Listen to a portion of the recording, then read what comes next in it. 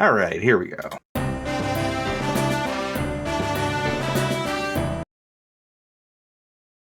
Did you hear that? Hear what? The theme. Yeah, but it didn't sound right. Play it again.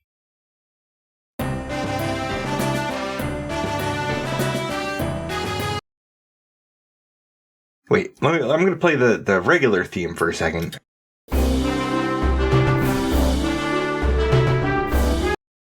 Okay. That's weird. What? Like, that was the original theme song. Oh. The one we used for, like, the first 100 episodes before I re-rendered it using, like, the better sounds. But how could... Wait. What? You don't think... I mean, could it be the Pockets is having flashbacks? Stranger things have happened.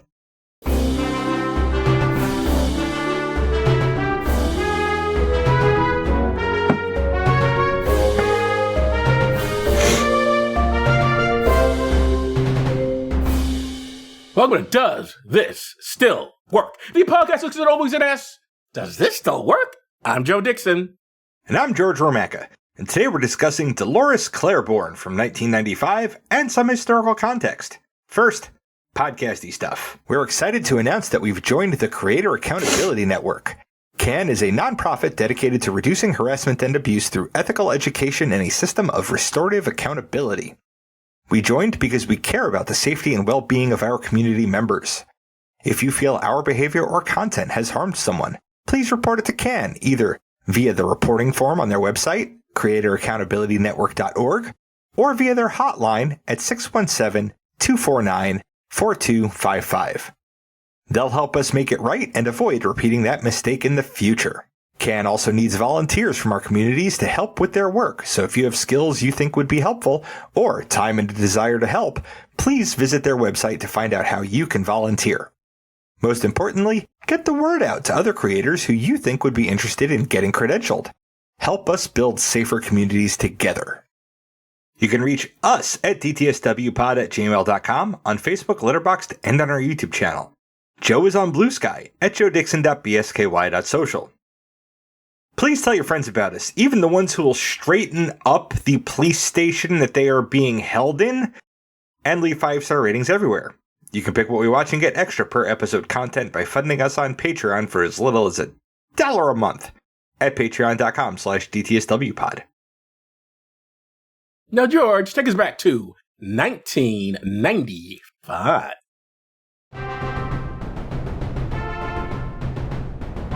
And that's the way it was. Folks, this movie's kind of heavy.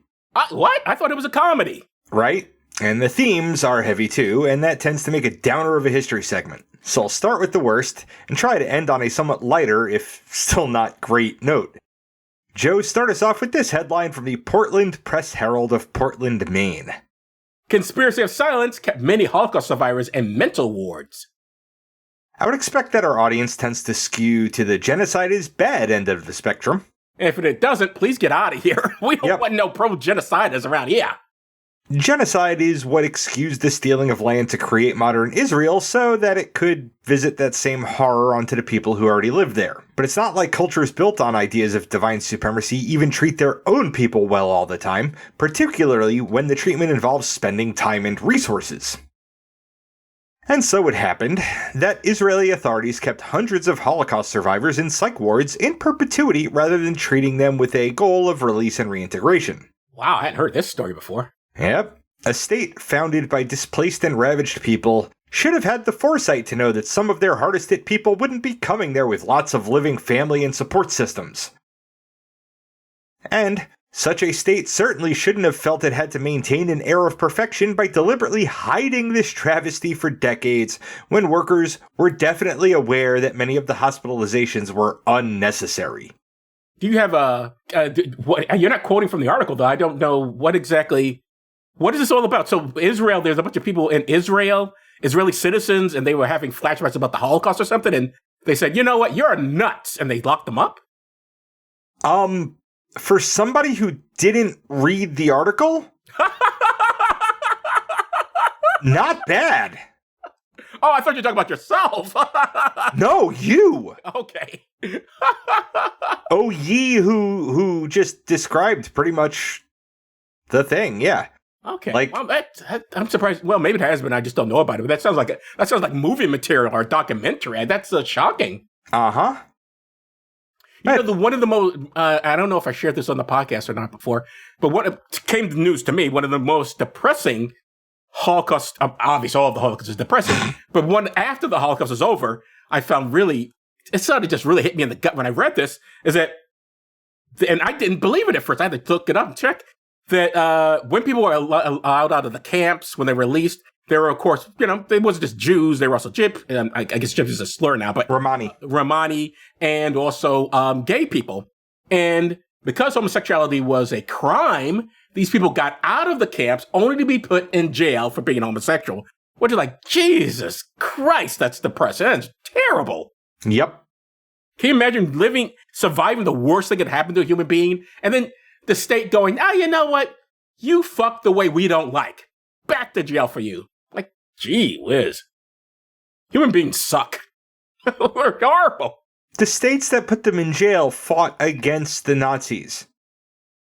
It's amazing that you could fight against the Nazis, look at who the Nazis are persecuting, and be like, no, the Nazis had that one right. Yeah, they got it on that one. Here in the US, just getting older is a perilous thing. In our Nebraska episode, we talked about China's issues with elder care. The US has its own. Joe, give us this headline from the Morning Sentinel of Waterville, Maine. Quest for elder care gets harder. This is a story about how national politics help or hinder elder care, set in a story about an adult woman looking forward to her own retirement who is stuck paying for her mother's nursing home because Medicaid won't. It is a depressing story, so I'll let the readers read it if they want. What caught my eye were some statistics. Say the link is in our show notes. In our show notes, yeah.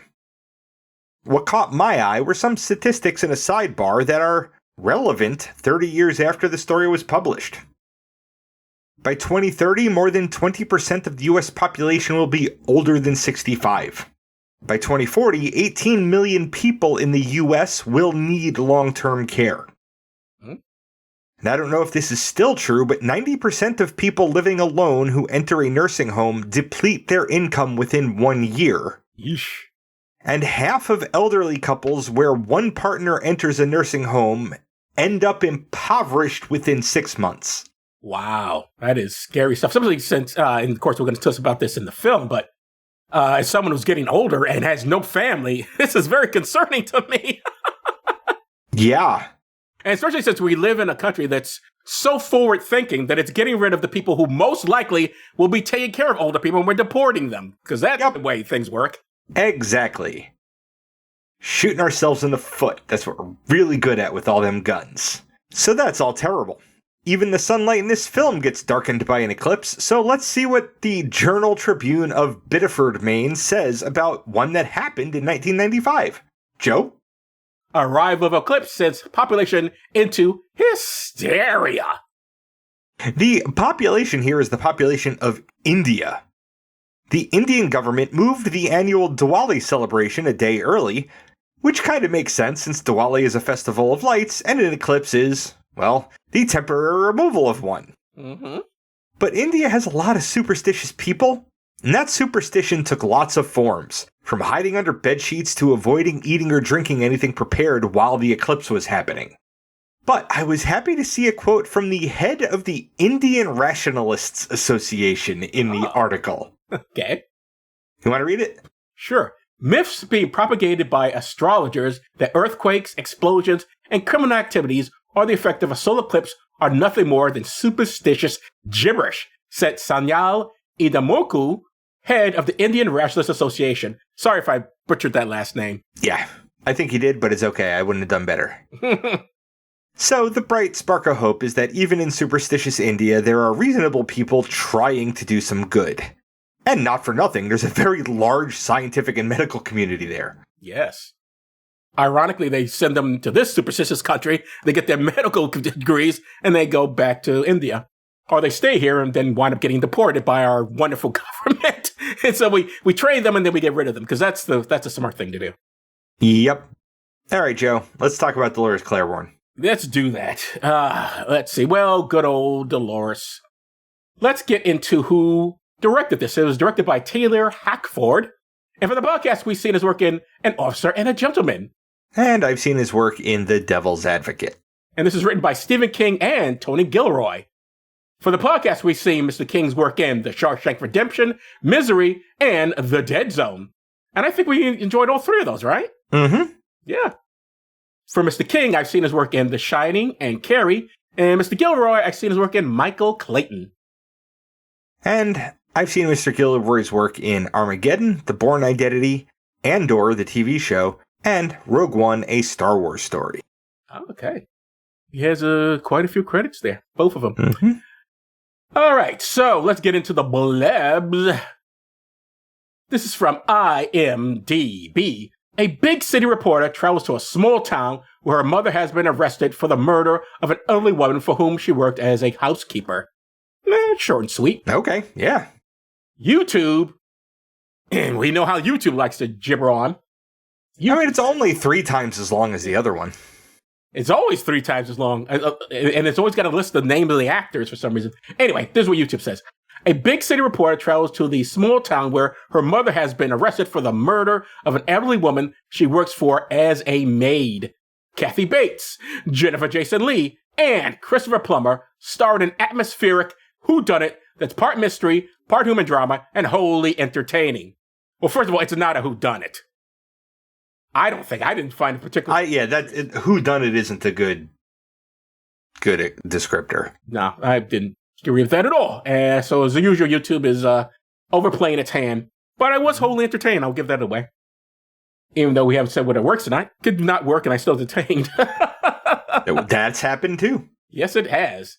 Surprisingly so. All right, let's get into some of the characters we will discuss. There aren't that many in this film, actually.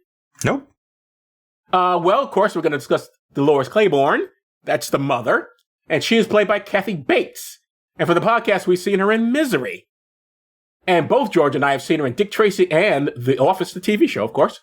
And I've seen her in Are You There, God? It's Me, Margaret, Midnight in Paris, The Blind Side, and A Civil Action.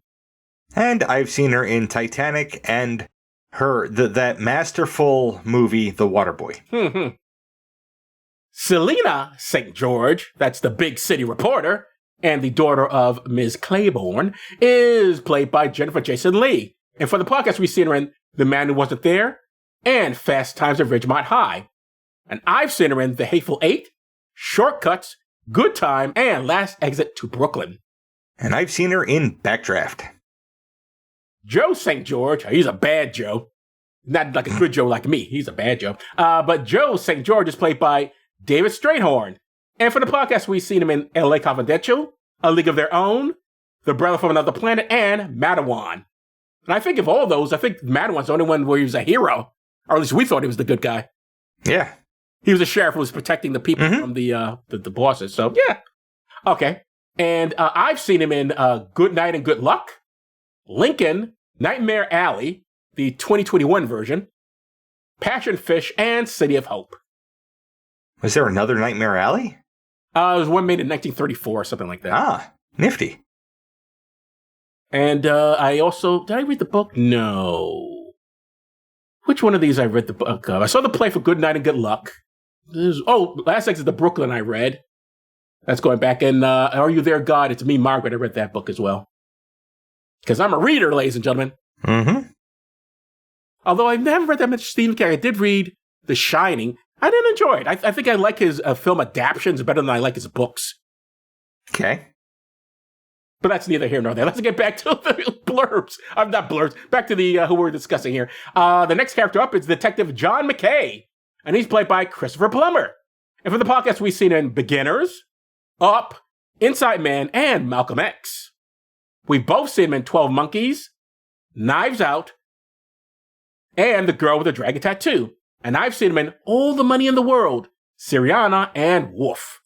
And I've seen him in The Sound of Music, An American Tale, heard him in that one, Dragnet, Star Trek VI, The Undiscovered Country, and National Treasure. All very different films. This man is very versatile. Mm-hmm. And then there's Vera Donovan, and that's played by Judy Perfett. And George, you've seen her in what?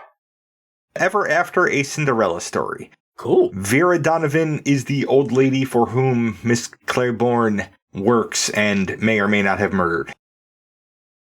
Right. And detective is the one, Detective John McKay, needless to say, is the one who's is investigating all this. Yep. Okay, let's get into it.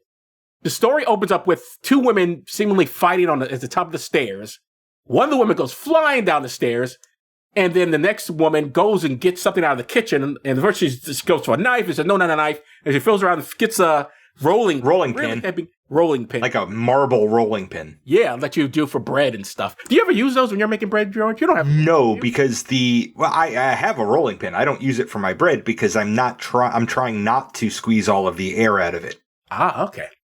So anyway, so she goes back and she's about to clobber this poor woman who's down on the stairs. And then the mailman walks in and goes like, what are you doing? And says, you are a murderer. And everything about this initial scene is there to make you think she absolutely murdered the fuck out of this woman. Yes, or something, she was doing something horrible to her or whatever. Yeah. And then we cut to what? The big city reporter, right? Her daughter? Yep. Her daughter and her, I guess, ex-fuck buddy, who happens to be her boss. Yeah, it's not problematic, but we won't get into that. Yep. And then she gets a fax from the town her mom lives in that her mother has been arrested for murder. So in fact, the fax says, isn't this your mother? Yeah. So she's like, fuck, I guess I'm going to Maine. Right. And it'll later turn out there was a detective who sent that. Yeah. So it will turn out later, there's a detective who sent that letter, or the fax, rather. So then she goes back, and her mother and she have a very long, strained relationship. Yes. It is not warm and cuddly. It's very standoffish and estranged. It's a good estranged relationship. Yes. And the daughter's mad at the mother. The mother is not entirely certain why her daughter's so mad at her. Because as far as she's concerned, she saved her daughter, but her daughter... Right, so that. The middle of the movie is us finding out a lot of shit about everybody. We find out that Selena is mad at mom because she thinks mom murdered her father. Kinda did. But not really. Straight up. No, I don't think she did. Okay, we can discuss that. We see Dolores' sort of tenure working for Miss Donovan, who is an acerbic, very wealthy widow. And what's the quote, Joe? What's the money quote for the Money movie? Sometimes being a bitch is all a woman has to hold on to. Which I'm not a woman, I can't disagree with that. I love the dialogue in this picture. I really did. Oh, let me set this up for when I don't know where you were when this isn't the first time you've seen this movie, is it? No, but I watched it once a long time ago. I was unemployed when I saw this movie, and I was just basically had nothing going on. And I said, I love movies, so let me go see a movie. So I went to 50th Street, and this is obviously a long time ago, and on 50th Street, there was a $2 movie house. And real movies, not porn. $2 movie house over where they had now plays and stuff. But at the time, they were just showing these movies. And so I went in there and said, it's just $2. I didn't know what I wanted to see, so I'll just see Dolores Claiborne. They were doing second run. This wasn't like first run films. So I went in, sat down, watched it, and I'm like, I'm sitting there, and after I'm like, this is good. I'm enjoying this a lot. I really had no hopes at all for this picture. I knew very little about it, didn't expect much from it. And like I said, I just love the way he did the dialogue in this thing. I loved it. Really did. Mm-hmm. Anyway, so Dolores has been arrested for the murder of that old lady, Mrs. Donovan. And the detective who investigated the death of her husband, is now investigating this one, and he's certain that he's got her now. He really wants her. He's so mad he couldn't close the case last time. She got away. She's not going to get away this time. And he's really obsessed with bringing down Dolores Claiborne. And so her daughter at first goes like, Mom, if you're guilty, just get a lawyer, whatever. And the mother's like, no, I don't feel like fighting anymore. She's like, all right, whatever. I don't give a shit anymore. And she goes off. But at one point, the daughter suddenly realizes why her mother... Oh, wait, her mother tells her, right? Her mother sits down and says, hey, you don't remember, do you? Yeah. So it turns out Dad was abusing daughter. And daughter had blocked those memories out because you don't want to have those memories. Why the fuck do you want to think about that? Plus, he's dead. So it's like you've lost your father, because they had a close relationship, even though he was a abusive, drunk asshole. And he would beat the mother, although not in front of the daughter. It's apparently the daughter didn't know that she was being beaten. Yeah. And eventually mom figures out that that's happening. And when she confronts her daughter about it, her daughter's like, fuck, I'm going to go work at the hotel and, I don't know, turn beds or whatever during the eclipse. There is an eclipse coming up, and there's a big celebration in that particular part of Maine about it going on. That'll come back later. It's very important. That the eclipse is going to be very helpful. So Dolores goes to her boss, and she's like trying to do a job, and then she starts crying. She's upset.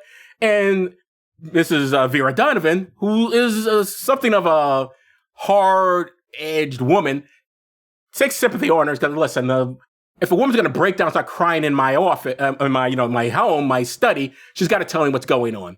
And then Dolores breaks down and tells her about what's going on with her. And Vera says, well, like so what was going on was not just the abuse, but the husband Joe also stole all of her money because she couldn't have a bank account of her own. Right, because this is set probably in the 70s. Yeah. When women, I think it was not till 1974, a woman could have her own bank account, which is mind-blowing to me that in my lifetime that was still true. I think about this stuff like, what, the 50s before I was even born? I was very much alive when women didn't have a right for a bank account. That is freaky to me. Absolutely just incredible and insane. Anyway, so yeah. And he stole money, which he legally, he wouldn't even consider theft. She couldn't even go to the police because it legally it wasn't the theft. Yeah. Ethically it was. Oh, 100%. In every way possible except legally. Yeah. Anyway, so he stole money from her. He's been abusing her. He's sexually abusing the daughter. And so she confesses all this to the boss, and the boss goes like, well, you know how I handle my situation with my husband. Sometimes a man's brakes go out, and he dies and leaves me all his money. I love that scene. She's like, she's like, what, she knitting something, or she's doing something, like, he dies, and you get left all the money. Sometimes being a bitch is all the woman has to hold on to, Dolores. Yep. So during the eclipse, Dolores goes to Joe and is like, hey, I bought us some wine. Let's enjoy the eclipse. And he's being an asshole the whole time. But he loves that drink because he is a drinker. Yep. And eventually he's drunk and she gets him spun up. And then she gets him to chase her through a field near their house, where there happens to be like an old shaft or something that has been boarded up. Yeah, with rotted wood that she fell in, like her leg fell into, and she cut up her leg on. So she knows it's there. Yeah. And she jumps over that, and idiot Joe just falls in and like catches himself on a beam. She's like, help me up. And she's like, fuck you. And he's like, well, fuck you too. I hope I die. And she's like, me too. And then he does. Well, no, what he says is, you better hope I don't get out of here. Yeah. And which he doesn't. So she doesn't. So her hopes were fulfilled. and here's the thing. I don't think she killed him. Just because she led him somewhere where she knew he would be stupid and fall into a hole and die doesn't mean she killed him. He didn't have to chase her through the field. He chose to do that. I think she probably would. It wouldn't be straight up murder. You're right. It'd be like manslaughter at best. Manslaughter, something like that. Yeah, but she would be guilty of something. It's not that clean. Which she just like, she knew the hole was there. She potentially had him run there. And plus, she did nothing to assist him. So she would be guilty of something. But, he was a child molester and abuser. So fuck him. Good idea. Yeah. Yeah, so anyway, the detective is certain that she's guilty, and he's harassing her. And when there's a flashback, that's why we're making jokes at the beginning of the flash, because a lot of flashbacks in this film. There's a flashback about the father's mustache, and a flashback about him beating the wife, and there's a flashback of them after he's dead, after Joe, the bad Joe, not this Joe, is dead, and the detective, what's his name, McKay, brings them in and goes and starts. And he's interrogating the kid, interrogating young Selena. And he wanted to get them alone at one point, separate them, but she was still underage. So if he did that, would have been thrown out of court. So what would have been the point of it? I don't know. But he wanted that confession, and the daughter didn't know anything anyway, so I don't know what he thought he could get out of her. But yeah, anyway, so that doesn't go anywhere for him, and eventually it's declared death by misadventure. Dolores is never charged, and so she goes off with her life, and the daughter is mad at her. And the daughter, and we see also in the flashback, the daughter's having a breakdown about dad being dead, and at one point she slashes her own throat, and she has to be put in a mental institution. We don't see her in the institution, they just mention it. And I guess that's where she forgets about, which is, of all the parts of the film, and I did enjoy the film, that's the one I would call bullshit. Unfortunately, we don't forget our traumas. If anything, we can't forget them. If she was molested by her father, she would remember. She would be having nightmares about it. It would not just be something she could suppress. If only that were a thing. Yeah, anyway, yeah. So anyway, Dolores says she's going to confess, or basically just let them charge her with murder. She doesn't care anymore. And then the daughter comes in after the daughter remembers. Oh, that's right. Dad was a pedo bastard. All right, I'm going to go save mom now. She goes back to the courthouse where they're having the Inquisition. Not a trial yet. It's just an Inquisition. It's barely even a grand jury. Yes, it's not even that. Yeah. And so she comes in and she says, well, this cop, he's mad because he wasn't able to get my mother before. And that's all this is about. But these two women loved each other.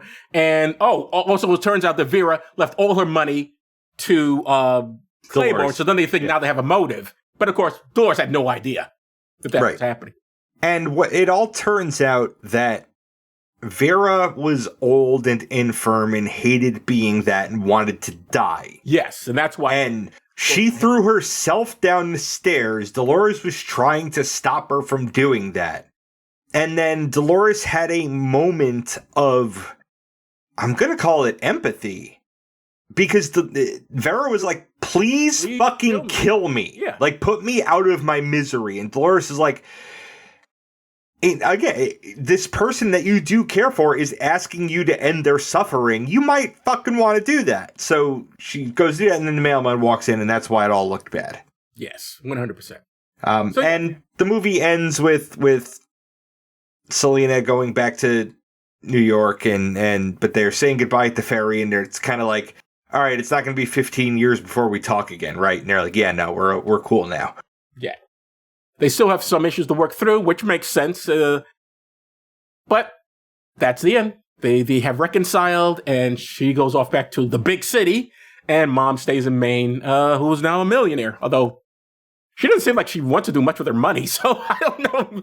She should move out of that town because they're really nasty to her. The entire town seems to think she is a murderer, and they like the kids. Who I guess vandalize and which I guess the kids were told because they have to be children when this man died. So I guess they grew up by the parents were told, "Oh, this woman's a murderer. So let's harass her and spray paint her house or something." But these two women, which Selena points out, they're older women. No one cares about them. They only have each other, which is as you saw from your articles and just in real life. That's what happens when you get older. A lot of people just don't care about you anymore. That's why I want to live with other people when I'm old because you may have no one else around you. Yep. So, yeah, so that's the end. And let's get into the discussion parts now. George, how does a film portray the theme of female empowerment, do you think? Dolores is involved in the death of her shitty-ass husband and gets away with it. And I cannot stress enough... murders that women get away with, actually. Yep. And I cannot stress enough the money line of this film. Sometimes being a bitch is all a woman has to hold on to. That's how this movie portrays female empowerment. No, I agree with that. Yeah, the men are shitty. Pretty much every dude in this is either a scumbag or he's just obsessed with. I mean, the detective isn't necessarily. Yeah, he's not a bad guy. He's just got tunnel vision. Yes. And there's the sheriff, whoever, who's with him, who we don't mention. The guy that sings Mr. Cellophane in Chicago. Yeah, he's a comedian guy. But yeah, we only mention him. He seems perfectly nice. But overall, the men are like, the guys aren't great. It was weird hearing like a British-ish accent coming out of that guy's face, though. Wait, who are you talking about? The guy that we didn't name. Chubby cheek comedian guy. No, I know what you're talking about now, but what? when did he have a British accent? He didn't sound like he normally sounds. That wasn't a British accent. That's not how he sounded. He sounded like something. I think he was probably going for a Maine accent. Although I honestly did not notice. It must have stuck after you didn't me. All right, next question. trauma is a big part of this film, but do people, and I already mentioned this, don't forget their traumas, yet this film is just you do. What's that about? Why do they do that in films? Especially people in Hollywood who love psychiatry, or the vast majority do, they've been in therapy. They know you don't forget shit. If anything, you tend to remember it and remember it and remember it and remember it. I don't know, Joe. I can eat like this. This is a shit question. You have your point that you wanted to state, and then you're asking me, what's that about? I don't fucking know. Writers write shit. I could give you the very real answer, what it is. It's a convenient way to drag out a plot. That's why it's in movies. Okay. Whether it's real or not has no bearing on it. It's a convenient way to drag out a plot. I think so. That's true. Was Dolores justified in her actions? 100%. Fuck that guy. And they make it very clear. She's never been off that island, this island in Maine that she's at. He's taken her money, and even if she had it, how far could she possibly go? Legally, he could get that daughter back from her. What are her options? So, yep. It's hard to say she was not justified in taking care of business. Are there any heroes in this movie? Like, is Vera actually a good person? No, millionaires aren't good people.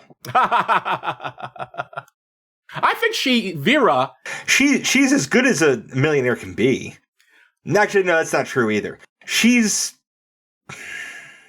I think Vera's a tough lady, but I don't think she's necessarily evil or anything. No, she's not evil beyond hoarding wealth.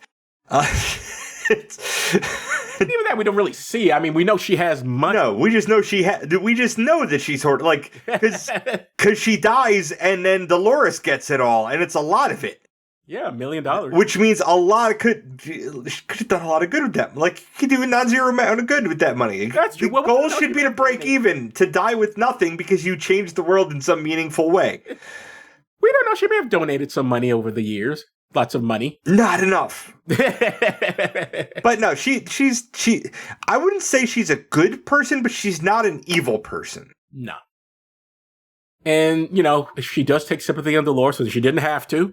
Dolores is the closest thing the movie has to a hero. She's the closest thing to a hero, it's true. Our daughter certainly isn't. Although our daughter understandably is, messed up, so she doesn't understand what's going on. But her daughter's not that great. And God knows her sleeping with her boss is not the smartest idea. And then gets upset with her because she doesn't get every news story. Which, is that part of the deal? She's like, I'm sleeping with you now, so now you have to give me... Because that's one of the reasons she's like, all right, I've had it with this relationship. They already have broken up. They're no longer fucking, as she says. But she's also mad at him because she doesn't keep giving her... And he says, I have other people here I have to give stories to, Dolores. I can't give them all to you. Mm-hmm. So that was a little weird, but they don't really get into what the subtext there was. What do you think of Detective McKay? I kept getting him confused with whoever the fuck plays Magneto in the X-Men movies. You mean the original? Sir Ian McKellen, I think. Ian McKellen. Yeah, I kept getting confused with that guy. Christopher Plummer, Ian McKellen, getting those two mixed up. Well, that's not the most unreasonable mix-ups, I guess. It's better than how you mix up the Cher with a black woman. It wasn't Cher with a black woman. It was Angelica Houston. Oh, you thought Angelica Houston was a black woman. You thought Angelica Houston was black for some reason. Yes. I don't even know where you got Cher from. That's a weird... I don't even know how I could make that mistake. I don't know either, but Cher popped into my head. But I meant Angelica. Maybe I'm confused on Angelica Houston and Cher. Maybe, because all white women look the same to you. They do. All right. That's all the questions I got. So, George, does it still work? Yeah, it was a pretty good movie. Yeah, it's a good, it's a good drama. Stephen King very recently listed the 10 favorite films, and then he said, I'm going to leave up the films that I made or were based on my books and just talk about other films. But most people do not list Dolores Claiborne as their favorite Stephen King film. For me, this would be. I think it's better than Stand By Me. I think this is better than The Shawshank Redemption. I loved this movie. I like because it's compact. I like the meaning of it, and I like the way the story's told. And as someone who was raised by a shitty stepfather, I love the conclusion of what happens to the man there. Any woman who bumps off a man who's abused her, I'm all for. Probably won't get me on any jury duties anytime soon. But if you killed your husband and he was beating you, I'm probably going to say not guilty. Anyway, we just said it works. We both agree it works. I don't know what else to go on. We got through that pretty quick. George, what's up next? Our next episode is a Patron's Choice episode, and the patrons voted. It was a tie between Bean from 1997 and Borat from 2006, so I rolled a 6-sided die and it picked Bean. I actually did roll a die. I've got a whole thing full of die right here. Yeah, you people, more of you need to vote. They all voted. Oh, they all voted? Okay, It was just a tie. Yeah, we need at least one more so we don't have an even number. Oh, we need a dozen more. Dozens more. 13 more. Again, we need a not even number. 15. There we go. But if you want to vote, if you want to vote, but are not a patron, you can fix that by becoming one at patreon.com/DTSWpod. So I guess that's it for this episode. I'm Joe Dixon. Thanks for listening. And I'm George Romacka. Thanks for listening indeed, because if a podcast drops and there's nobody around to hear it, it's just another collection of ones and zeros. Doesn't matter. You've been listening to Does This Still Work? Produced by Joe Dixon and George Romacka. This content is CAN credentialed, which means you can report instances of harassment, abuse, or other harm on their hotline at 617-249-4255 or on their website at creatoraccountabilitynetwork.org. The hosts can be reached via social media, email, or the contact page at dtswpod.com. Be good to yourself and others, because that still works.